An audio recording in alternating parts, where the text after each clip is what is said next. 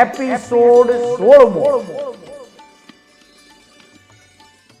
જેને સંસારનો ભોગવટો કરવો હોય તેણે અહંકારનું હથિયાર રાખવું અને જેને સંસારથી મુક્તિ જોઈતી હોય તેણે અહંકારનું હથિયાર મૂકી દેવું. કામમ કામય માનસ્ય યદા કામઃ સમુચ્યતે અથૈનમ પરઃ કામઃ તૃષ્ણા વિદ્યતિ બાણવત. ઈચ્છા કરવા વાળા મનુષ્યની એક ઈચ્છા જ્યારે પૂરી થાય છે તો તરત જ બીજી ઈચ્છા ઉપસ્થિત થઈ જાય છે. તૃષ્ણા બાણના સમાન તીક્ષ્ણ પ્રહાર કરે છે. વર્તમાન અવસર્પિણી કાળમાં જંબુ દ્વીપના ભરત ક્ષેત્રના ભારત દેશમાં જન્મેલા 12 ચક્રવર્તીમાંથી સૌ પ્રથમ જે ચક્રવર્તી જન્મેલા તેવા ભરતના જીવન ચરિત્ર વિશે આપણે જાણીશું.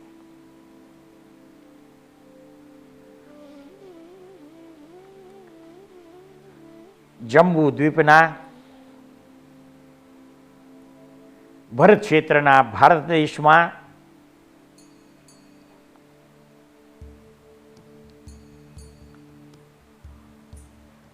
પ્રથમ તીર્થંકર શ્રી વૃષભદેવ ભગવાન, એ વૃષભદેવ ભગવાનની 2 પત્નીઓ, એમાં સુમંગલાજી નામની પત્નીથી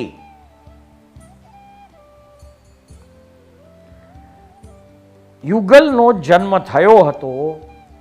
તેમાં પુત્રનું નામ ભરત હતું અને પુત્રીનું નામ બ્રાહ્મી હતું. અર્થાત ઋષભદેવ પરમાત્માની 2 પત્નીમાંથી સુમંગલાજીએ જોડિયા બાળકને જન્મ આપ્યો. તેમાં પુત્રનું નામ ભરત હતું અને દીકરીનું નામ બ્રાહ્મી રાખવામાં આવ્યું હતું. વૃષભદેવ પરમાત્માની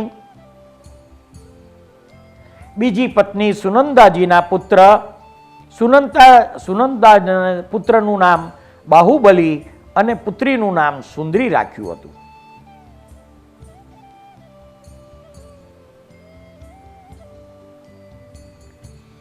વૃષભદેવ પરમાત્માની આ સુમંગલાજી નામની પત્નીએ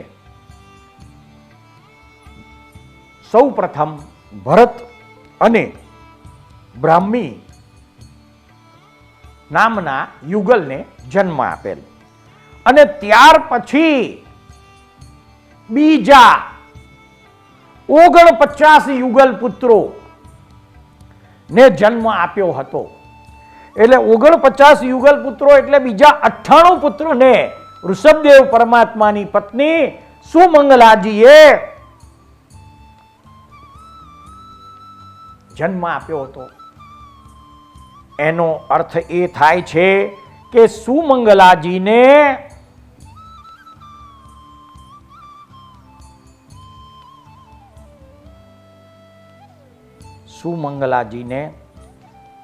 કુલ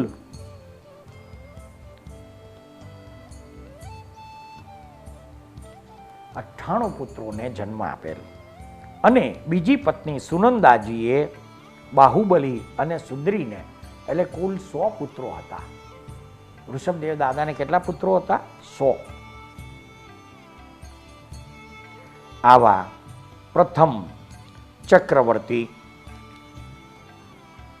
ભરતના જીવન વિશે આપણે વિશેષ જાણીશું કે વૃષભદેવ પરમાત્મા આ અવસર્પિણી કાળના પ્રથમ રાજા થયા હતા અને જન્મથી 20 લાખ પૂર્વ નું આયુષ્ય વીત્યા પછી જેમ જેમ કલ્પવૃક્ષો નાશ પામતા ગયા તેમ તેમ તીર્થંકર બનનાર ઋષભદેવ દાદાએ રાજા તરીકે પોતાના પરિવારની જેમ પ્રજાનું પાલન કર્યું હતું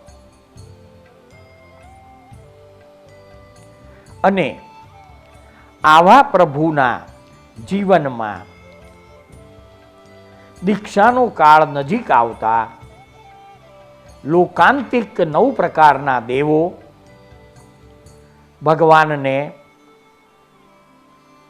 આવીને 1 વર્ષનો સમય બાકી છે તેમ જણાવે છે.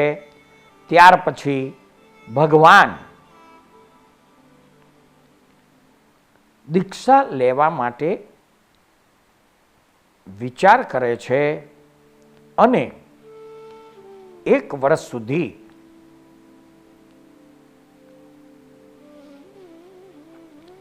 રોજનું સુવર્ણનું દાન કરે છે. હવે દીક્ષા લેવાનો સમય નજીક આવે છે ત્યારે ઋષભદેવ પરમાત્મા ભરતને રાજ્યભાર સંભાળવાનું કહે છે અને ભરત સિવાયના બાહુબલી વગેરે 99 પુત્રોને યોગ્યતા અનુસાર અલગ અલગ દેશનું રાજ્ય સોંપી દે છે. આ બધાને અલગ અલગ રાજ્યનું કાર્યભાર સંભાળવાનું સોંપ્યા પછી ભગવાન વૃષભદેવજી દાન આપે છે 1 વર્ષ અને 1 વર્ષ પછી પોતે દીક્ષા લઈ લે છે. આ બાજુ વૃષભદેવ પરમાત્માના 100 પુત્રો તેમને પિતાની આજ્ઞા અનુસાર જે રાજ્ય મળ્યું તેનું રાજ્ય સંભાળે છે. તીર્થંકર પરમાત્મા દીક્ષા પછી 1 વર્ષ સુધી દીક્ષા પછી મૌનપણે વિહાર કરવાની પ્રતિજ્ઞા હોવાથી 1 વર્ષ સુધી કશું બોલતા નથી અને 1 વર્ષ પછી ભગવાનને પારણું થાય છે. શ્રેયાંશ કુમાર દ્વારા શેરડીના રસનું પારણું થાય છે અને પારણું થયા પછી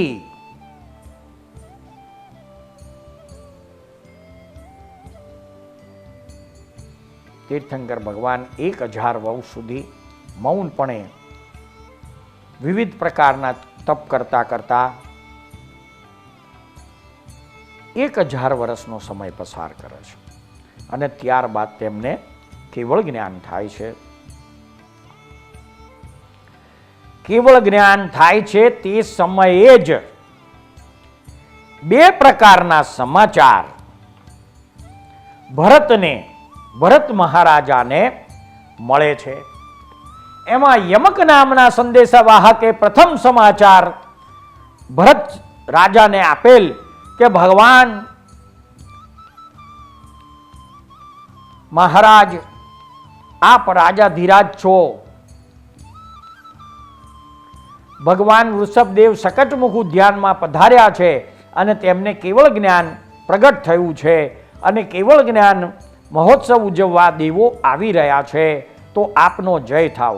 અને આ સંદેશો સાંભળતા ભરત ચક્રવર્તી પ્રસન્ન થાય છે. એટલામાં શમક નામનો સંદેશાવાહક આવીને કહે છે કે ભગવાન આપના આયુધ શાળામાં સુદર્શન ચક્ર પ્રગટ થયું છે.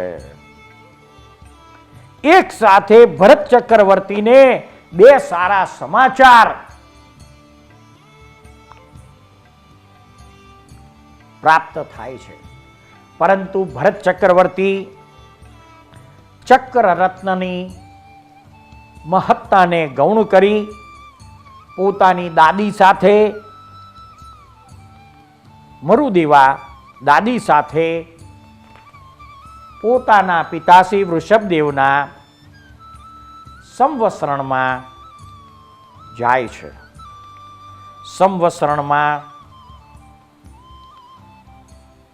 સંવત્સરણનો વૈભવ ઐશ્વર્ય જોઈ અને ભરત ચક્રવર્તી પોતાની દાદીને સંવત્સરણનું વર્ણન કરે છે.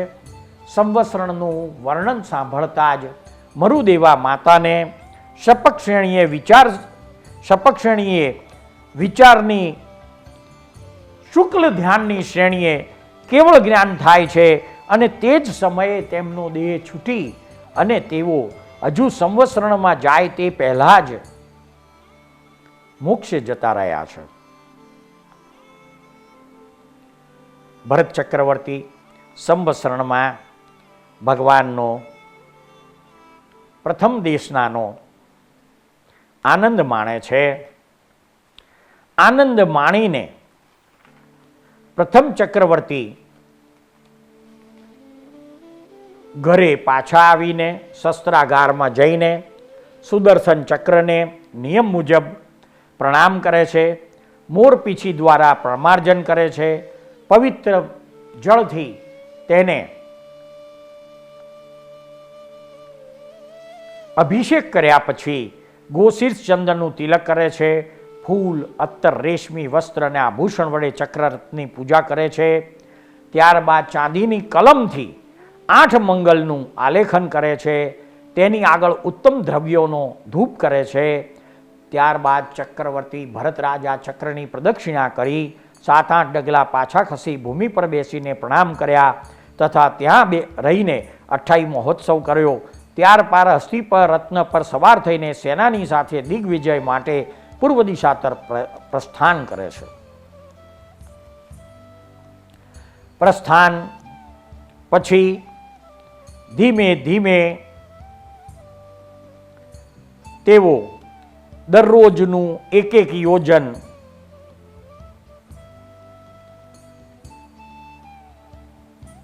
વિસ્તાર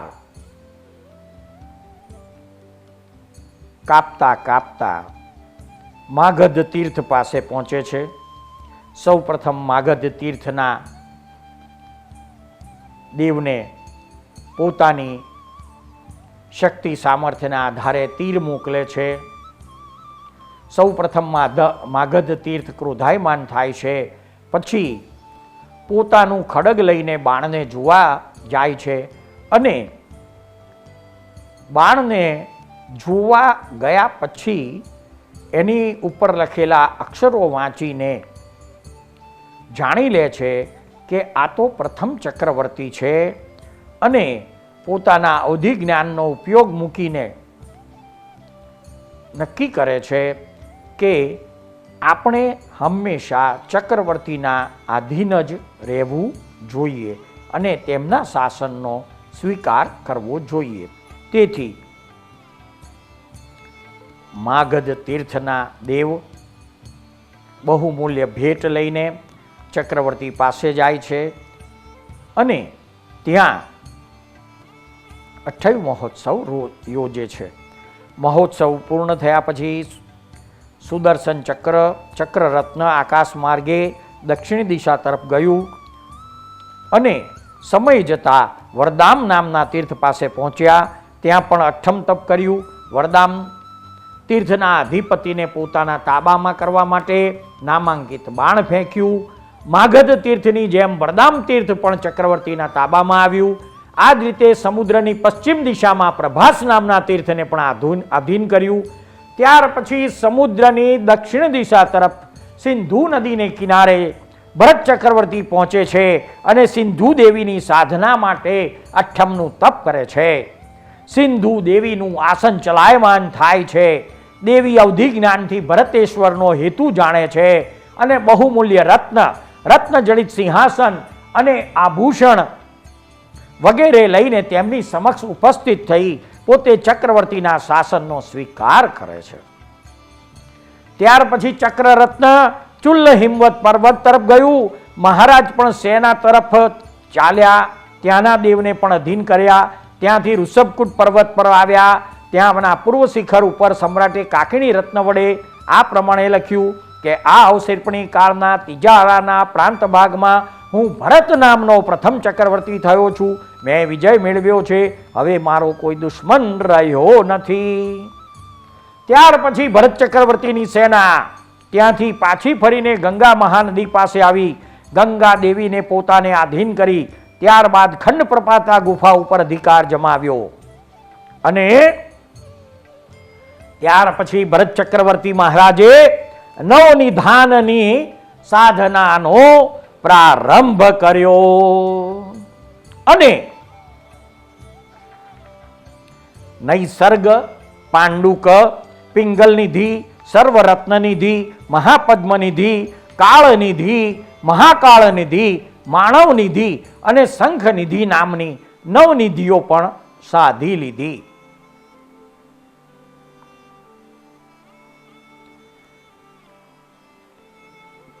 આ રીતે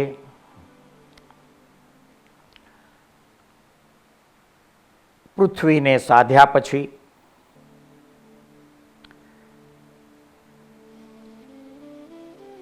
તેમના આધીન 32,000 રાજા હતા. તેમની ભોજનશાળામાં 363 કુશળ રસોઈયા હતા. સેનામાં 84 લાખ હાથી, 84 લાખ ઘોડા, 84 લાખ રથ, 96 કરોડ પગે ચારનારા સૈનિકો હતા. આ બધું હતું અને રાજ્યાભિષેક પછી ભરતેશ્વર પોતાના સંબંધીઓને મળ્યા. આ સમયે તેમણે પોતાની બહેન સુંદરીનું દુર્બળ શરીર જોયું અને જોઈને દુઃખી થયા. રાજભગીની સુંદરીને જ્યારે દીક્ષાની અનુમતિ ન મળી ત્યારે તે આયંબિલ તપ કરવા લાગી હતી. તેથી તેનું શરીર દુર્બળ થયું હતું. મહારાજે તેની આ દશા જોઈ તેમણે તેના વૈરાગ્યથી પ્રભાવિત થઈને દીક્ષા લેવાની આજ્ઞા આપી. ઋષભદેવજી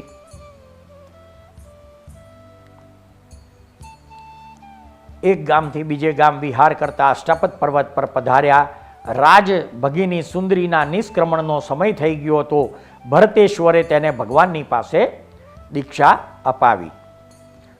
ચક્રવર્તી 6 ખંડ સાધી રાજ્યાભિષેક પણ થઈ ગયો, પરંતુ પોતાના જે 98 ભાઈઓ હતા જેમને પોતપોતાના રાજ્ય પિતાશ્રી વૃષભદેવે સોંપ્યા હતા, તેઓ ભરત ચક્રવર્તીનું આધીનપણું સ્વીકારવા તૈયાર ન હતા અને ભરત ચક્રવર્તીએ તેમને જે આદેશ આપેલ તે આદેશ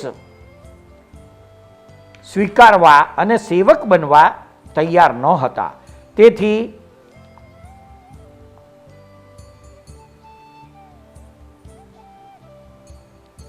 તેઓ વૃષભદેવ પરમાત્મા પાસે જઈને, ભરત, અમારી પાસે આધીનપણું સ્વીકારવાની ફરજ ઊભી કરે છે, તો અમારે શું કરવું જોઈએ? ત્યારે ભગવાન વૃષભદેવ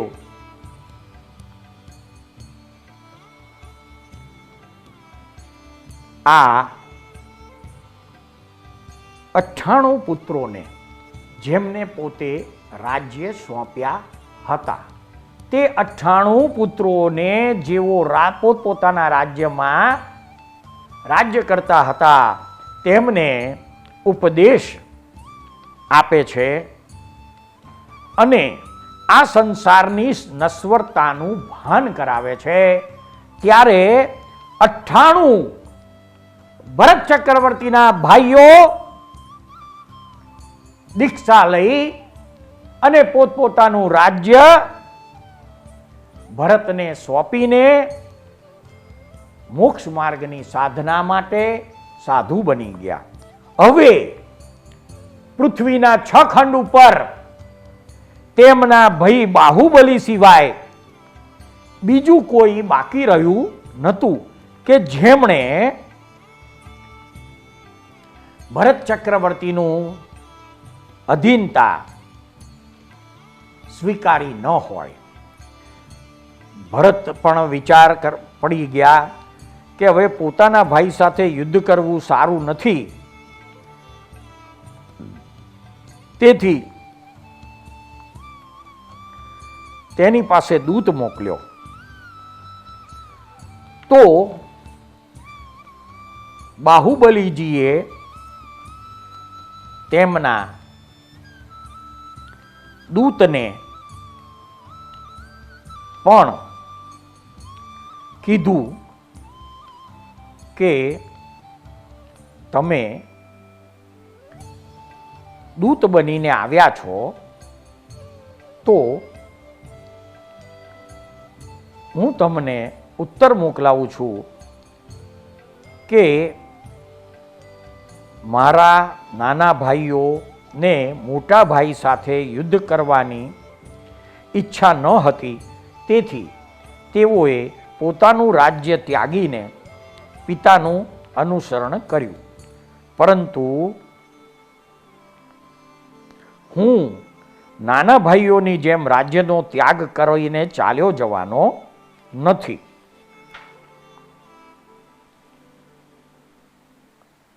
હવે રાજદૂતની વાતની અવગણના કરતા બાહુબલીએ તે સુવેગ નામના દૂતને કીધું કે તું તારા કર્તવ્યનું પાલન કરતો રહે.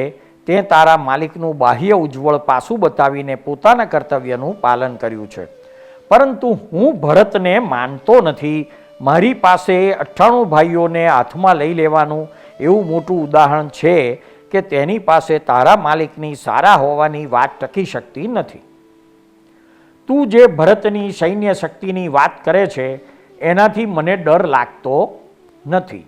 તું જા, તારા માલિકને કહે કે હું તેમની ઈચ્છાને અનુકૂળ થવા ઈચ્છતો નથી.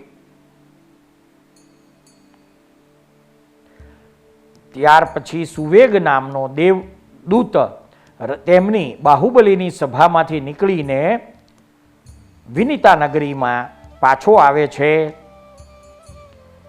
વિનિતા નગરીમાં મહારાજ ધીરાજ ભરતેશ્વરને પોતાની અસફળતાના સમાચાર સંભાળ્યા અને કહ્યું કે બાહુબલી પણ આપની જેમ બળવાન છે અને તેઓ યુદ્ધ કરવા તૈયાર છે. તેમની સભાના સામંતો અને રાજકુમાર પણ પ્રચંડ યોદ્ધા છે. તેઓ મારી વાત સાંભળતા જ ગુસ્સાથી ભડકી ગયા હતા. ત્યાંની પ્રજા પણ આપમેળે જ આપની પર ગુસ્સે થઈને યુદ્ધની તૈયારી કરવા લાગી છે. ત્યાંની આ સ્થિતિ છે મહારાજ. હવે આપ જેમ યોગ્ય લાગે તેમ સમજો. રાજદૂતની વાત સાંભળી ભરતેશ્વર પ્રસન્ન થયા. તેઓએ કહ્યું કે હું જાણું છું સુવેગ કે બાહુબલી જેવો શક્તિશાળી મનુષ્ય બીજો કોઈ નથી. તે દેવ દાનવ કોઈથી ડરતો નથી. ત્રિલોકનાથ તીર્થંકરનો પુત્ર અને મારો ભાઈ બાહુબલી હોય તે મારે માટે પ્રસન્નતાની વાત છે. મને ગૌરવ છે કે મારો નાનો ભાઈ અદ્વિતીય મહાબળવાન છે. હું તેના બળના અભિમાનને સહન કરતાં કરતાં પણ તેનું હિત ઈચ્છું છું. તેનાથી મારી શોભા છે, કારણ કે તે મારો ભાઈ છે. હું તેના દુર્વિનયની ઉપેક્ષા કરું છું. રાજ્ય તો પ્રાપ્ત થઈ શકે છે, પરંતુ આવો ભાઈ મળવો અશક્ય છે. મારા 98 ભાઈઓ ચાલ્યા ગયા, હવે આ એક જ બાકી રહ્યો છે. એની સાથે લડાઈ કરવાની મારી ઈચ્છા નથી. હું મારા એકમાત્ર ભાઈની જુદાઈ સહન કરી શકીશ. તેઓએ મંત્રી તરફ જોઈને પૂછ્યું કે બોલો, તમે શું કહેવા ઈચ્છો છો? ત્યારે સેનાપતિ સુષેણ બોલ્યો કે હે ભગવાન આદિનાથના પુત્ર મહારાજા ધીરાજ, ક્ષમા કરે એ તો યોગ્ય છે, પરંતુ ક્ષમા તો કરુણાને પાત્ર હોય તેને અપાય. જે મનુષ્ય જે રાજાના ગામમાં વસે છે તે પણ તે રાજાને આધીન હોય છે, ત્યારે બાહુબલી તો આપણા એક દેશનો ભોગવટો કરી રહ્યા છે. તેમણે તો તમને આધીન થવું જ જોઈએ. તેઓ જ્યેષ્ઠ બંધુનો સંબંધ અને વચન માત્રથી અધીનતા સ્વીકારવા તૈયાર નથી અને પોતાના બળનું ઘમંડ રાખીને અવજ્ઞા કરે છે, ત્યારે તેઓ ક્ષમાને પાત્ર રહેતા નથી.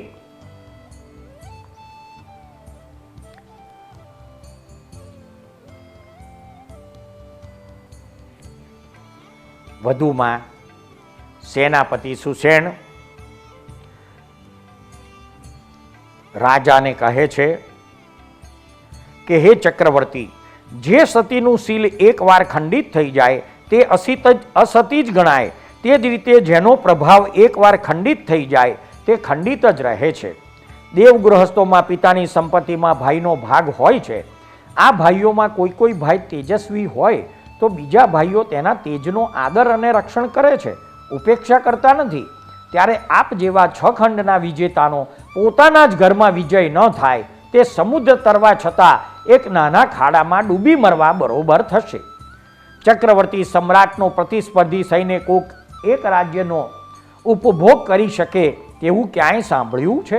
મહારાજ, આપ મારી પ્રાર્થના નહીં માનો તો આપની ઈચ્છા, પરંતુ ખંડ સાધનાના સમયે આપે એવી પ્રતિજ્ઞા કરી હતી કે હું મારા બધા શત્રુઓને જીતીને પોતાની આજ્ઞાને અધીન બનાવ્યા પછી જ રાજધાનીમાં પ્રવેશ કરીશ. તે પ્રતિજ્ઞાનું શું થશે મહારાજ? અને ચક્રરત્ન જે હજી સુધી નગરની બહાર જ રહ્યું છે તેને કેવી રીતે હાંસલ કરશો પ્રભુ? હું તો નિવેદન કરીશ કે ભાઈના રૂપમાં શત્રુ બનેલા બાહુબલીની ઉપેક્ષા કરવી યોગ્ય નથી. છતાં આપ બીજા મંત્રીઓને પણ પૂછી લો. સૃષ્ટિના અદ્ભુત રહસ્યો નામાભિધાનથી અલંકૃત થયેલી સિરિયલના એપિસોડમાં રજૂ થયેલી વાણીને શાંતિથી ધીરજપૂર્વક સાંભળનાર પ્રત્યેક શ્રોતાનો તથા આ સિરિયલ નિહાળનાર પ્રત્યેક દર્શકોનો અમો સાચા અંતસ્કરણપૂર્વક આભાર માનીએ છીએ. જય સચ્ચિદાનંદ.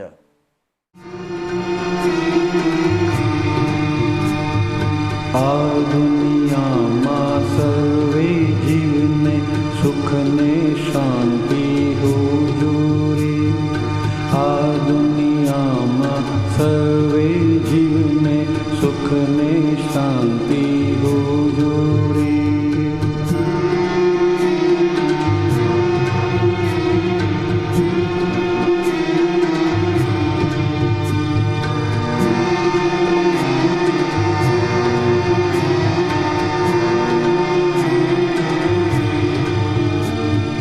મનથી પણ કોઈ જીવનું બુરો વિચારે ના હોજો રે.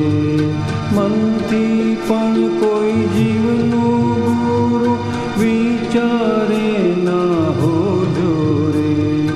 સામાન્ય ઉપકારક બુદ્ધિ અહિંસક ચિંતવન હોજો રે. સામાન્ય ઉપકારક બુદ્ધિ અહિંસક ચિંતવન હોજો